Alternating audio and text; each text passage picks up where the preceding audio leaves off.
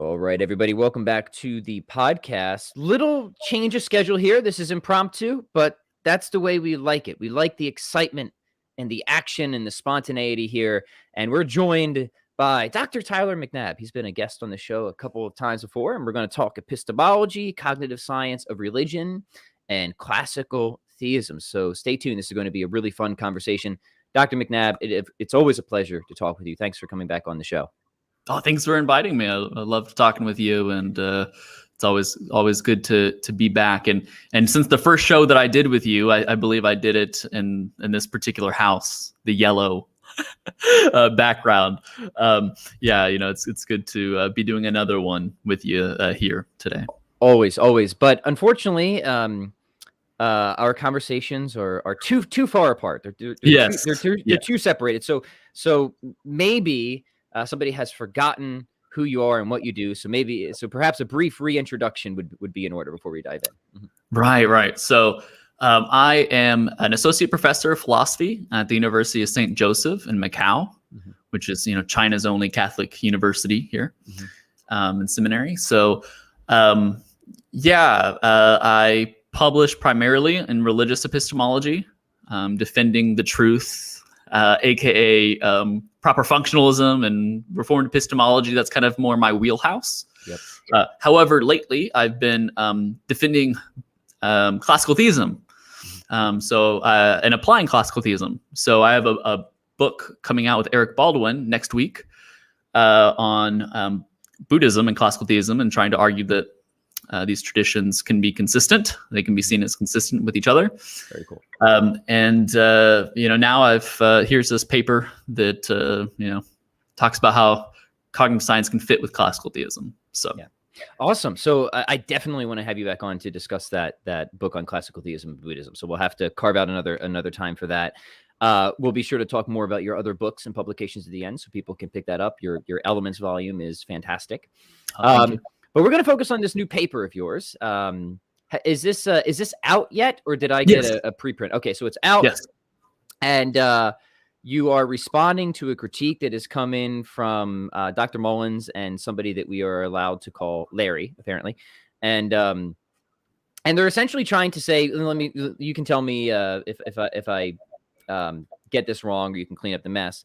They're essentially trying to say, well, look, if you're a classical theist, it seems like our intuitions about God are sort of off, right? And this is a cost, right? It's a cost because now it seems like we're losing reliability, right, in our sort of cognitive faculties. And costs are not good because they're costly to certain theories and frameworks. So rather, we should try and find the theory and framework that has less costs.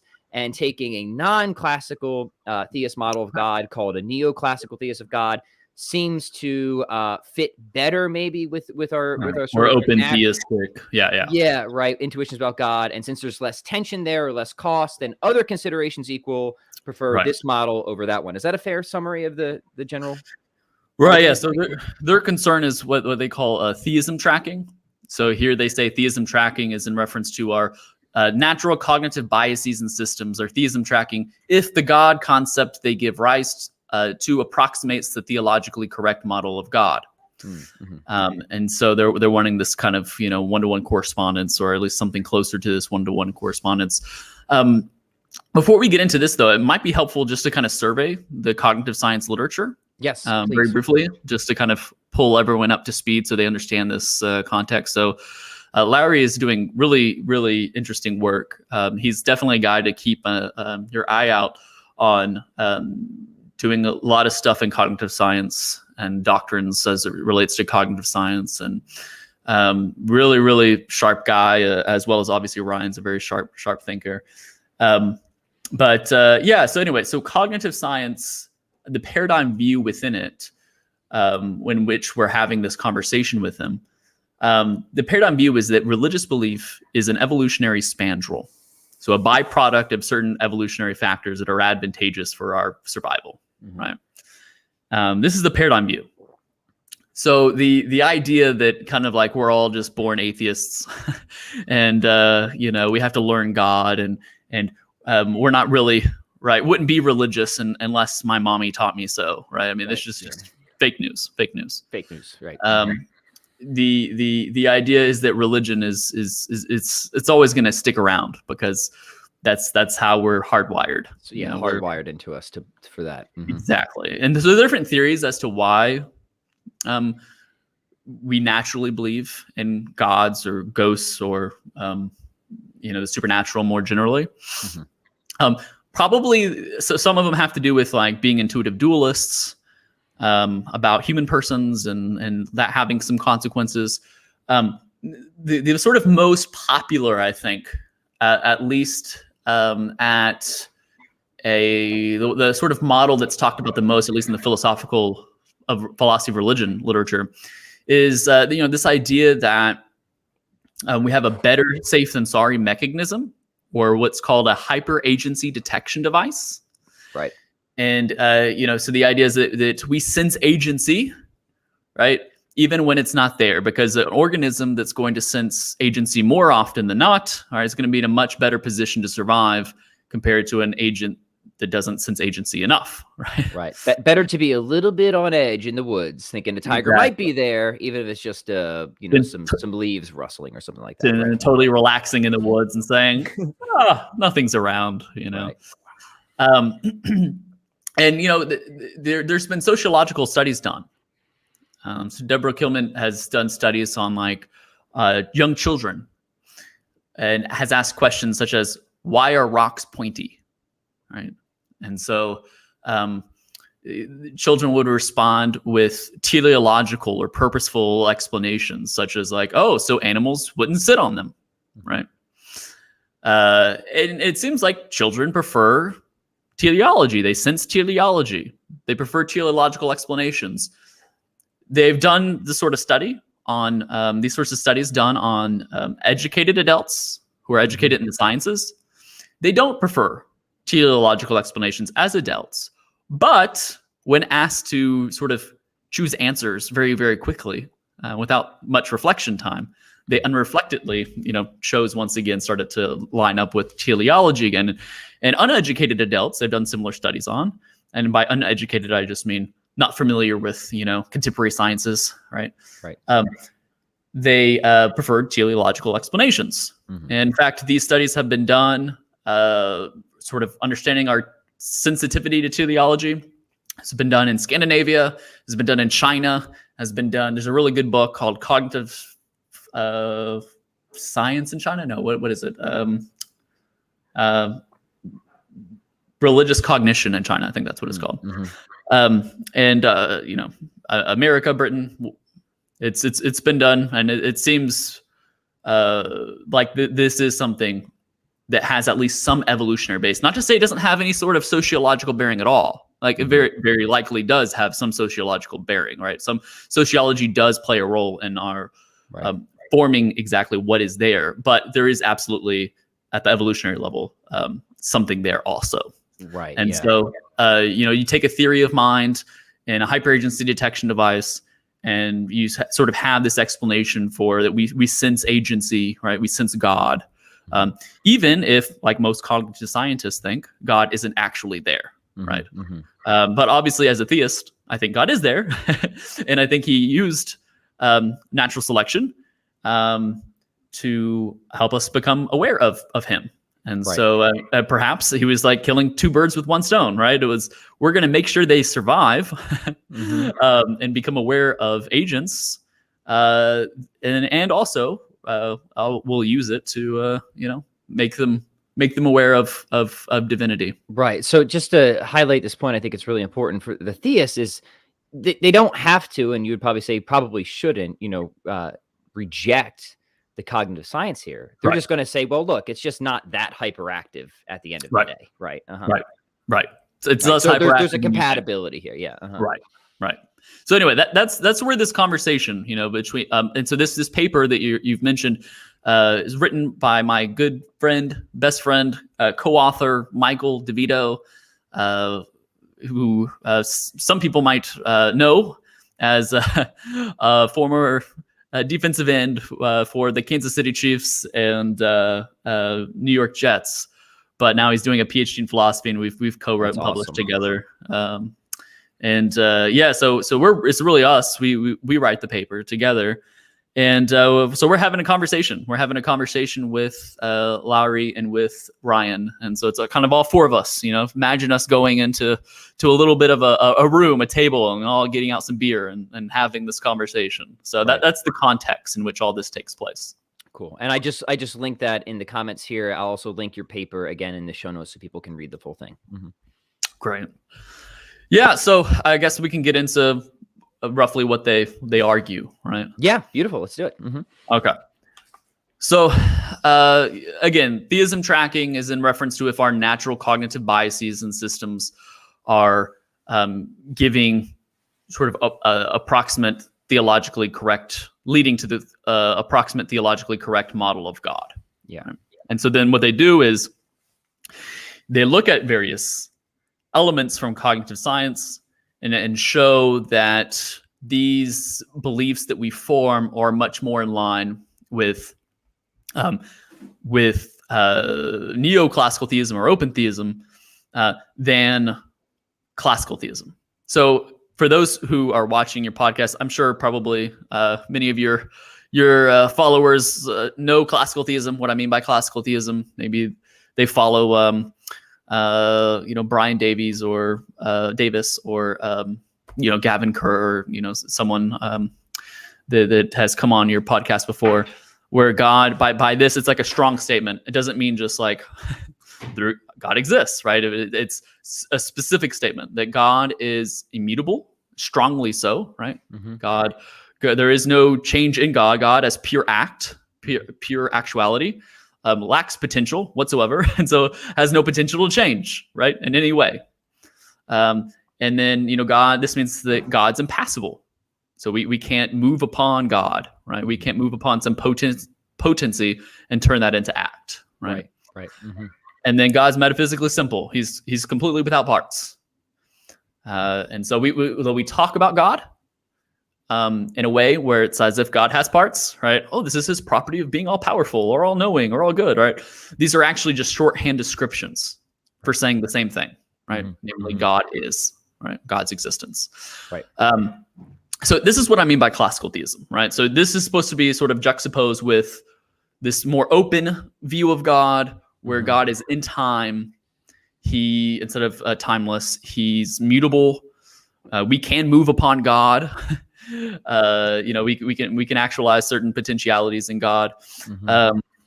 It's a much more sort of anthropomorphic conception of God than this sort of classical depiction that sees God as not a thing, but existence itself. Right. Mm-hmm. Yeah. And so, God's not a particular. He's not an individual for the classical theist. Exactly. Only at best in an analogical sense. Right. Exactly. Right. And so they're like, but look at the beliefs. It seemed to be that we naturally have. And so they highlight especially Justin Barrett's work, who's a Christian and a cognitive scientist, very well respected cognitive scientist at that. So here are some of the elements. Let's go to, so it's on page 3 of my paper for those who are following at home. Excellent. Yeah, I'm going to pull it up here too so I can follow along. Okay, the elements A through L, is that the section? Right? Okay, got it. Yep, awesome. So, elements of the natural world, such as rocks, trees, mountains, and animals, are purposefully and intentionally designed by someone or someone's who must therefore have superhuman power. B, these agents are not human or animal. Here's another one, a relevant one. H, God exists with thoughts, wants, perspectives, and free will to act. I, God may be invisible and immortal, but they are not outside of space and time. J, God can and does interact with the natural world and people, perhaps especially those are ancestors of the living, and hence they have an interest in the living. This interaction with the world accounts for perceived agency and purpose in the world that cannot be accounted for by human activity. And then L, God, because of their access to relevant information and special powers, may be responsible for instances of fortune, misfortune, and they can reward and punish human actions. So we're getting this depiction of God who, is in time, who punishes, who rewards, who has his own wants and desires. He's a person like you and I are persons, right? Yeah. This is what it seems like the cognitive science is pointing to, right? That we naturally believed in this sort of conception of God. Yeah. Can I ask a clarifying question here? Because the cognitive science of religion is not by any means my specialty. Is this sort of true across the board, or is it true in sort of Christianized cultures? Right. So my understanding is yes, there is this sort of natural sense or intuition of divinity, but do all of them essentially seem to have these God of the Bible type qualities? You see what I'm saying? Or is that more on the level of interpretation? Because it seems to me there is a distinction between sort of the basic foundational intuition and then what comes up at the level of interpretation. Right. Yeah. Well, so here, even so, that is right, that there is that the sociology can make a big difference in this. Yeah. And so it's really important to see kind of if, the reports from China back up this along with the reports in, the UK and Scandinavia, et cetera. So I don't have all these details off of, the quick access to that I have quick access to. Yeah. But what I can say is this, so I live in China. If you haven't realized when I said I worked at a university in China, people here, from what I understand and how I understand Buddhism here, is that they naturally see Buddha as a god, right? A being who somehow has creative activity or who is all knowledgeable. They predicate omniscience to him.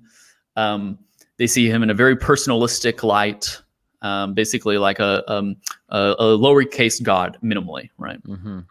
And so, just referencing some of my own personal sort of evidence, just from my own experience, this seems to be true here as well, at least with my non-scientific survey, but just a very right. very minimal sort of access in talking to different experts and stuff. That appears to be the case. So this is a now we can, of course, we're just going to grant all that it isn't going to really affect your argument. I'm just genuinely curious because I'm looking at the Tao Te Ching, and when I read that, it doesn't really sound like the God of the Bible. You know what I mean? And when I read other Buddhist traditions, more the Zen tradition, they're not positing. My friend's Hindu, for example, good friend, best friend. He's Hindu. He's a strong monotheist and classical theist. And, he claims that, the belief systems, I think Buddha is really another instance of the incarnation, I think is what you're hinting at, right? He's like, no, we reject all that, right? So I don't have the answer to that, but it just seems like in my limited anecdotal survey, that it's not all that. You know what I mean? So this is what you have to do is like similar with classical theism, right? Think about the average medieval Christian, right? If you went up to them and were like, hey, God is good. And they're like, yeah, God's good, right? Or God's all powerful, right? Yeah, God's all powerful. You'd be like, well, God's goodness is identical to his power. Well, assuming they're not like a, part of a monastery or, a priest or something like that. Probably they're going to say, no, God's goodness is different than God's power, right? So the average person believing in theism, I don't think, at least from my perspective, believes in classical theism, right? I think this is much more of a refined, reflected theism that the church has the right to sort of understand and declare, not so much the sort of common man's theism. Yeah. And so in a similar case with Taoism, though I've written, me and Eric have written where we think that there is room actually for classical theism and Taoism. But so the person, the philosophical Taoist is going to be in a bit of a different position than say like the average Buddhist. You'd say they're going to be more like Plotinus, who's very reflective and refining these sort of basic intuitions, but not the man in the street, right? Exactly. Yeah, cool. Exactly. Okay, good. Sorry, that was just a personal. Yeah, that was just a personal curiosity, but let us continue. Yep. Yes. No, great question. Great question. So obviously this fits. This fits better with open model of God or a neoclassical model of God than it does with classical theism, right? And so they make this point where God is God is, in time and communicating and punishing and rewarding very anthropomorphically. And so, hey, what this is theism tracking? If we're after what's theism tracking, then to be a classical theist, we're going to have to say that we're not going to say account for these beliefs as well as the neoclassical or open model. And you might actually say that all these beliefs are false, right? God doesn't literally have thoughts. Right. He is a thought. Perspective. Right. Which isn't even univocally, right. Right. Uh-huh. And God is obviously outside of time, you would have to say, if you're a classical theist. God is a creator, but he's not a creator in the same way that you and I create things, right? Mm-hmm. And so all these things are going to be false. Just real quick, because I know you appreciate video games, but Miyamoto, Nintendo, he said in an interview one time, he says, somebody called him creator, said, "I'm not a creator. Only God's a creator. I'm an editor." I thought that was great. Yeah. Okay. Yes, that is an excellent quote. Yeah. That's good. That's a good. Yeah. So it's kind of, we're the same thing. So, they're right that on this conception, classical theism doesn't seem to be sort of theism tracking. Our cognitive faculties don't seem to be theism tracking if classical theism is true. Right? The theistic personalist is much better positioned, all right, than we would be as classical theists. Okay, so does this make clear the problem? Like, is this all understandable? Right. Yeah. So I think it does come back to what we were talking about before. Is like, look, I guess there's an actually even more basic epistemological argument that has been assumed, and that is that we kind of have to start epistemology from the position of taking our faculties as at least generally reliable, right? As innocent until proven guilty.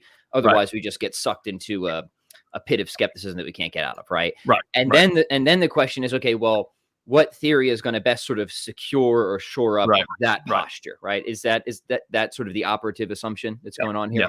right? Yeah. And now it's kind of applying that general argument, I guess, to this particular faculty. The theism tracker, right? And it's saying, okay, here's sort of what sort of is naturally occasioned by this power, and one would seem to sort of better support its general reliability than the other. Right. So other considerations equal, and that's an important claim, right? Other considerations equal, we have now reason to favor this model over that model. Is that fair? Right. Mm-hmm. Right. Cool. All right. So one quick response that we don't really give a lot of time to. But we just say, well, maybe they can't endorse theism tracking as you defined it, the classical theist, that is. But maybe they can endorse theism tracking star, where we say natural cognitive biases and systems are theism tracking if the God concept they give rise to is an analogically accurate concept of God. Mm-hmm. So, here we talk about, well, they have while their concepts, they do match up analogically. Well, if the tracking we're just supposed to secure is that of analogical predication, then maybe we can be fine with saying, yeah, God is a designer. God is designer star. God is design. But we, and by that we mean stretch concepts, right? Right. Stretch concepts. Yep. Mm-hmm. So maybe there isn't that much of a problem with saying that we naturally believe God is a designer, because he is a designer, right? Just not in the way we think. Yeah, and so God is something like a designer. Exactly. God is something like this, that, and something like, yeah. Mm-hmm.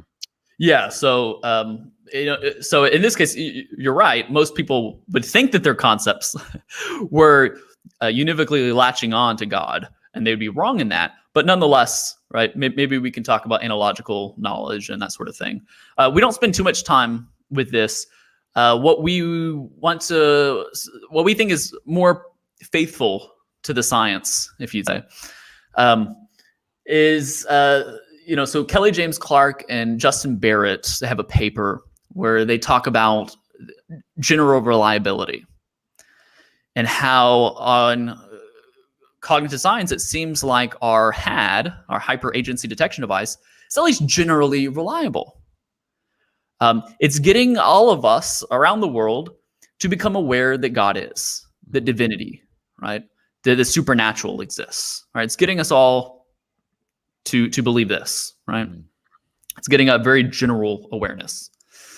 And in my the Elements volume that you mentioned earlier, the religious epistemology volume, I take that and I create an analogy with it. I call it the dark room analogy, right? Where you have a dark room, a group full of people, and for our sake, we can say that there are objects in the room.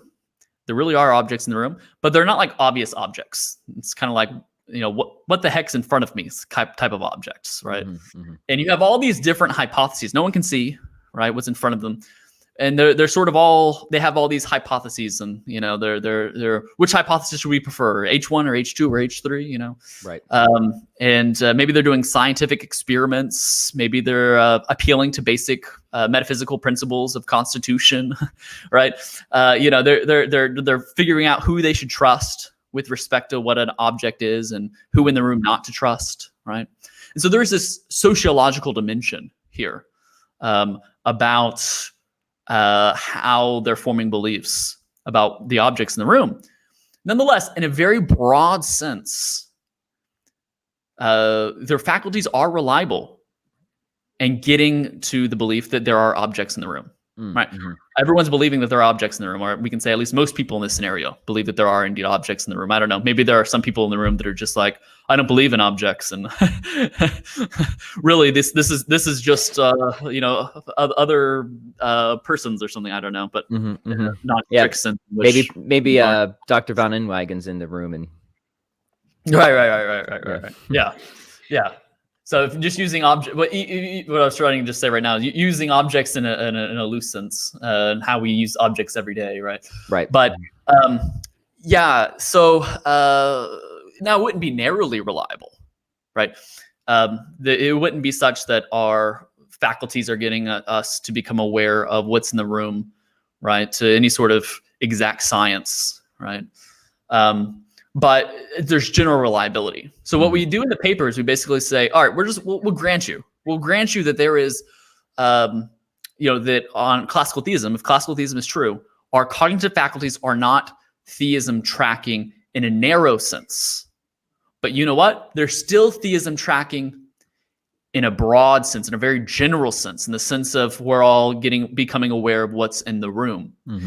And then using the social dimension, right? And Max, my friend Max, he has a really interesting paper where Max Baker Hitch, he talks about how God could use social cooperation to form religious belief, because only through utilizing social cooperation can you develop certain intellectual virtues and interpersonal reliance on others, and so we need to rely on each other. So it's not too surprising that, so we mentioned this. And so we're using social cooperation, right? Our faculties get us to this very general reliability. There's something there. And we use social cooperation, science, philosophy, testimony of others, learning who to trust, not to trust. You can even imagine like certain tribes forming in the room, where it's like these people think this is in the room, other people think this is in the room, right? And then we can figure out what more precisely is there, and form more narrowly specific beliefs, accurate beliefs. And so this is where I think we use Thomas Aquinas and his 5 ways, and that's going to actually take us to the goal to figure out what actually is. But nonetheless, our faculties are reliable in a very, very broad sense. Right. Yeah. And I think, like, again, I'm not an epistemologist, and I don't even like to pretend to be one on my podcast, but doesn't that seem like it's going to have to be the case in general for us? I mean, clearly we go wrong, right? And we get things wrong quite often, right? So it seems like putting this debate aside, we have to be able to accommodate error, right? Even from the position of a broadly Reidian epistemology. Right.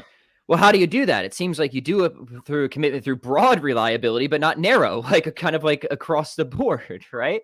I don't know. Maybe I haven't thought about it that much, but it seems. Well, on this idea, right? many cognitive scientists think that, this hat is responsible for people believing in ghosts and, I don't know, fairies, right?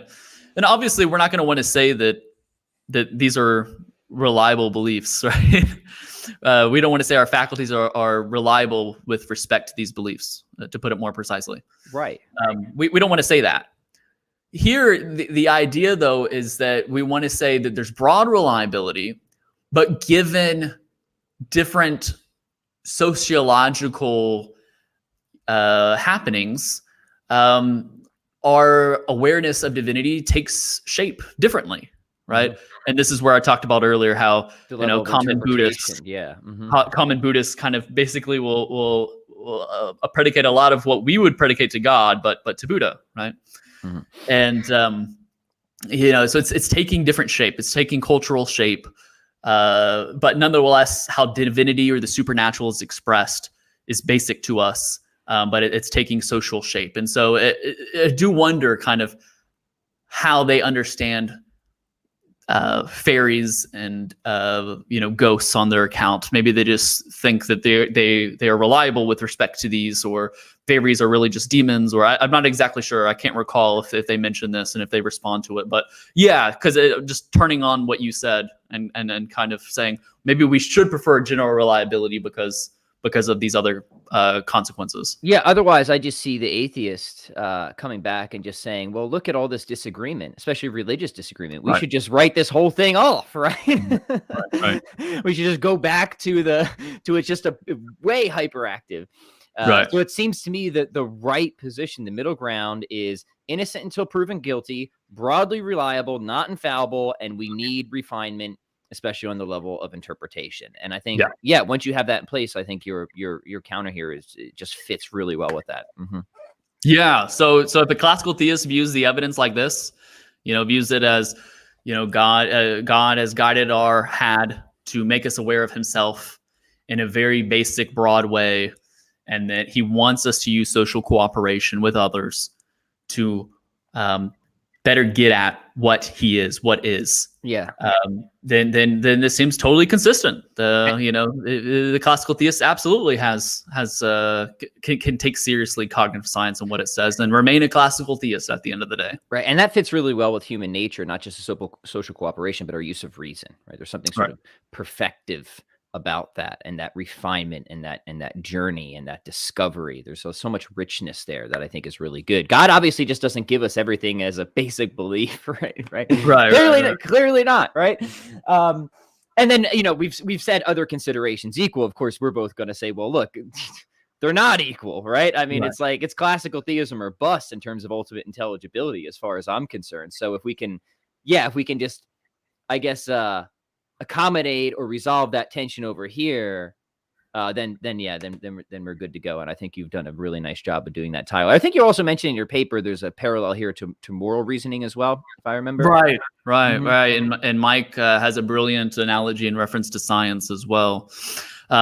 So moral reasoning, just the idea that maybe we think that we generally have true moral beliefs, right? That our faculties are reliable, at least generally, in producing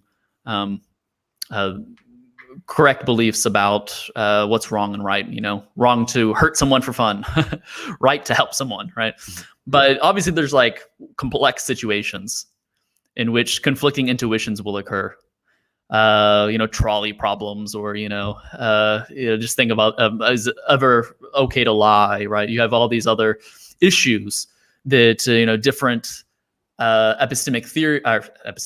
ethical theorists will formulate and respond to.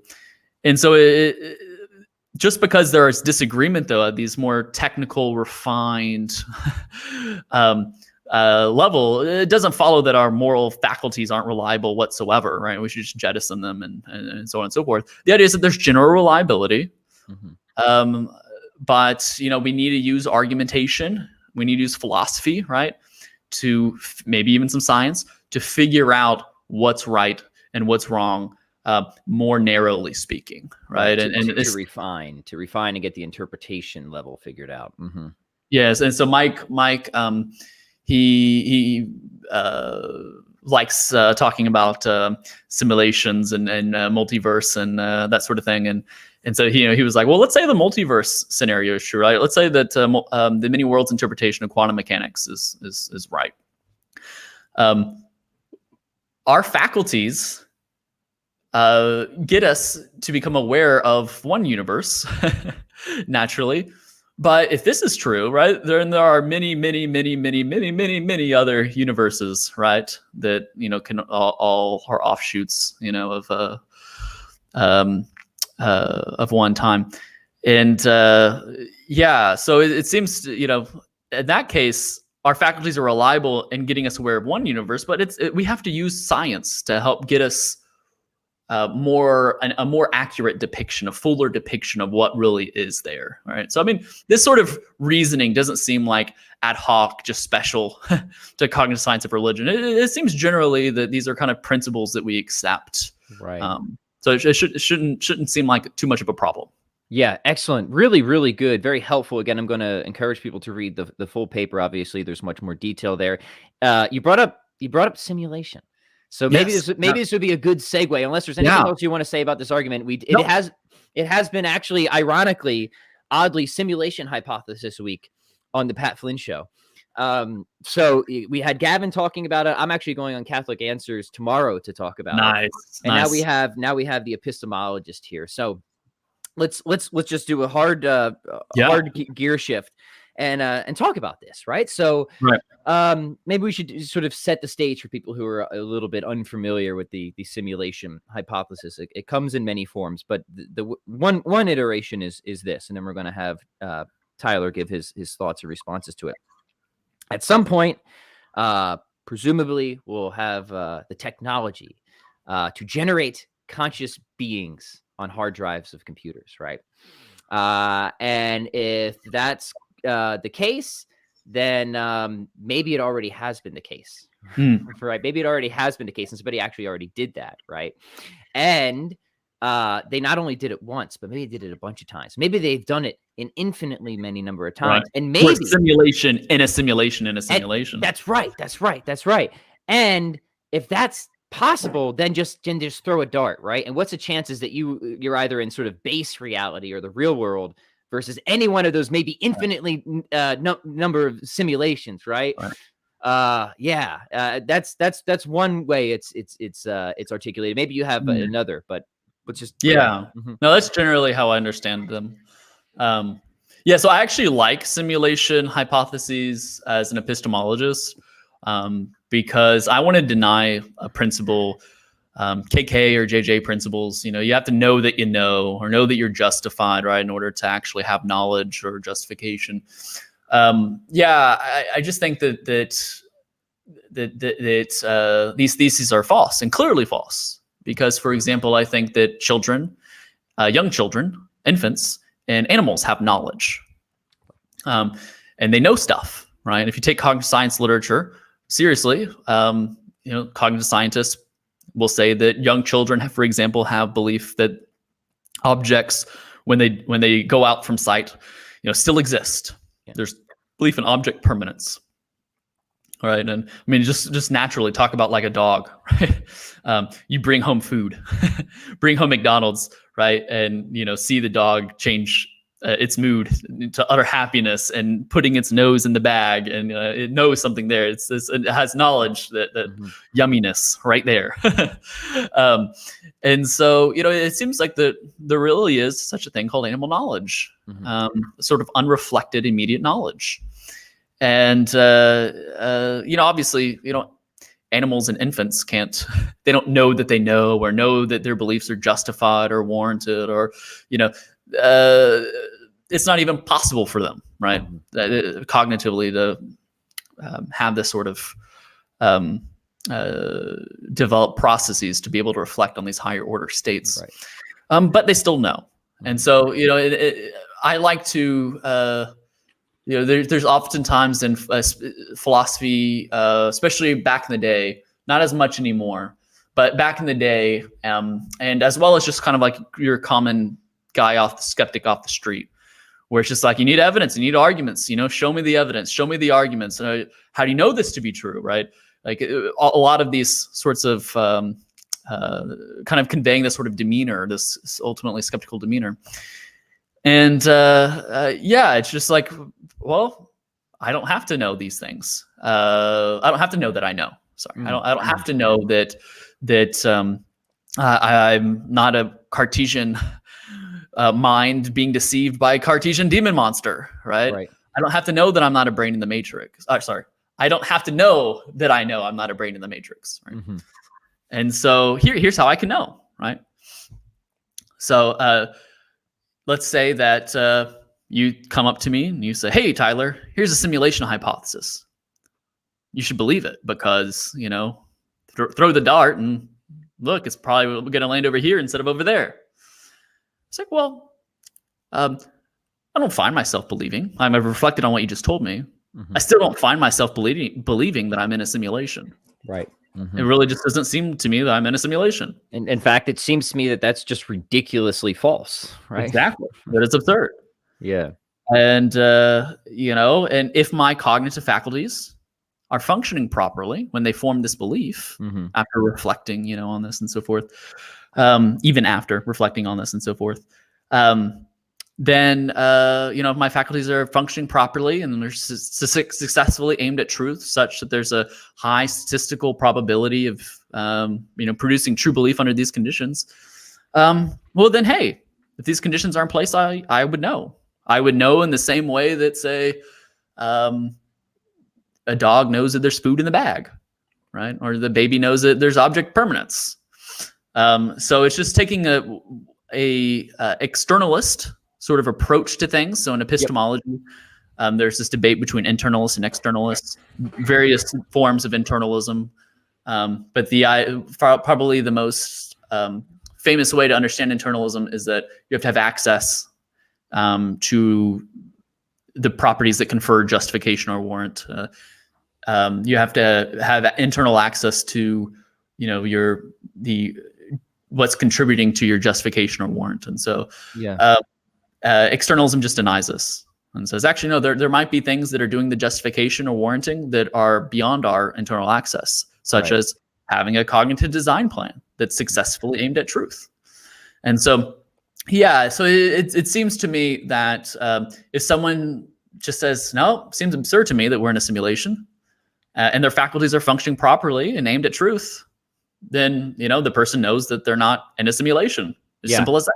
Yeah, simple as that. I think that's absolutely spot on. You don't have to know that you know. You don't have to be able to demonstrate that, you know, it's impossibility of the contrary, or that even that something is not probable. I think, on my view, and I've defended this view, is that you can even believe that you know, something according to the objective or shareable evidence, the public evidence, right, could actually be such that P is false, but nonetheless, you're designed to believe that P is true, right? And P can be rational and warranted for you, even in light of the, you know, shareable evidence. So even if it looks like, accordingly to the shareable evidence, to the public accessible evidence, that looks more probable that we're in a simulation, well, you know, public evidence be damned. And, you know, if our belief that we're not in a simulation is the product of these proper functionalist conditions, then that's sufficient. We have knowledge. Yeah. So let's spend a few minutes on this, because I think this is really important and in many ways actually quite profound, even though it sounds very simple. And let's go back to Thomas Reid, because Thomas Reid was a really interesting thinker, and he was helpful to me in a lot. And he talks about the common sense. Right. And when he talks about the common sense, he doesn't mean necessarily the man in the street and what they believe. He means like this, the sense that sort of affirms to us through a deep seeming the reliability of all of our other senses. Right. Like it just seems to me that there really is an external world, that I really did have a little chocolate keto square for breakfast. And all these other things. Right. Now you take, I think, a much more straightforward approach to this, but I think what Reid might suggest, and tell me if you think this is right, is that the simulation hypothesis would kind of give us reason to doubt all of our intuitions across the board, right? But reason itself depends on these intuitions. So it's really giving us reason to doubt all of our cognitive faculties. Reason is one of those. So this hypothesis gives us reason to distrust all the deliverances of reason, including that hypothesis, right? So it's just like this universal acid of doubt that just like corrupts itself. You see what I'm Yeah. saying? So Reed has this argument. Yeah.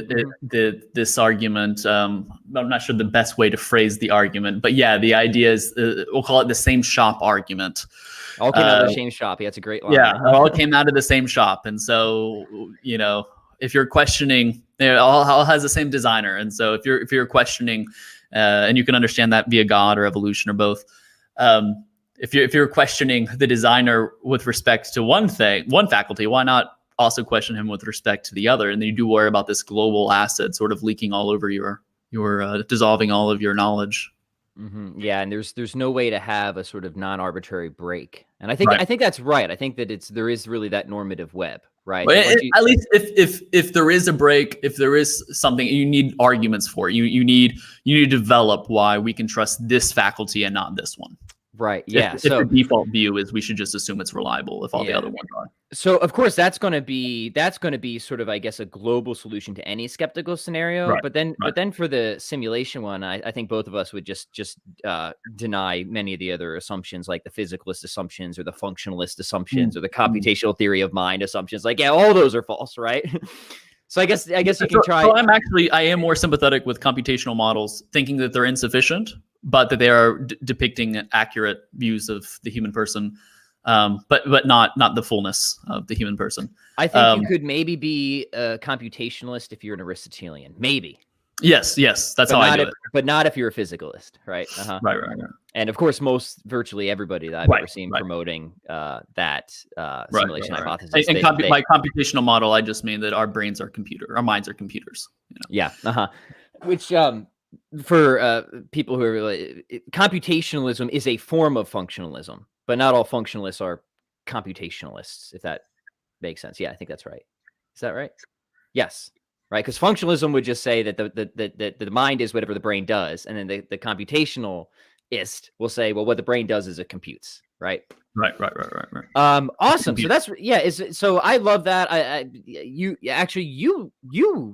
know if I ever told you this. Your work and your stuff actually largely convinced me of externalism. Very good. And I did just read that other paper that you shared by Moon, where he blends explanationism with functionalism, which is cool because I liked Bogardus's paper on explanationism, but for me, I really think you kind of need that externalism there. My favorite part of the paper was the footnote that was dedicated to referencing a response to a thought experiment from Jeff Tolley. I have my biases. Whoever that footnote was about, who knows? Awesome. So this is a bit. Anything else you want to say in general, either about what we originally talked about the simulation, or how about any of your upcoming work? What else are you working on, and what should people keep an eye out for? Right. So just in quick summary, deny that you have to know that you know. Mm-hmm. It's clearly a condition that's not met within animal knowledge. Simplicator. So you don't have to know that you're not in a brain in a vat, right, or in a simulation. You can know in a immediate, unreflected way based off your proper cognitive function and design plan, right? Okay, so putting that aside, just to clarify, because it's 12 o'clock or something, 12:20 a.m. where I'm at, so it's very possible that I've said some things that perhaps could have been more accurate. Besides this, obviously this paper coming out recently on cognitive science and classical theism, I have a book with Eric Baldwin that comes out next week on classical theism and Buddhism. And so, that's you can look at for that. And it really is a classical theism. The classical theism that we have in mind is, again, of the Brian Davis, David Bentley Hart, God is a no thing sort of classical theism, and trying to draw out various implications about Buddhist theses and whether there are, only referencing things in which God is not. Mm-hmm. So anyway, that's to give you a little bit of a preview of that book. And other than that, I'm working now on a book on evangelism from an analytic theology perspective. Mm. And so I'm hoping to get a contract on that somewhere soon. So. Fantastic. Well, I will absolutely be praying and rooting for you on all those projects, Dr. McNabb. You're doing really great work. It's always a pleasure to talk with you on the podcast. Real quick, remind us of your website so people can just keep up with what you're doing. So tylermcnabb.com, or feel free just to find me, on Facebook or Twitter. I exist there as well. Beautiful. Thanks again, Dr.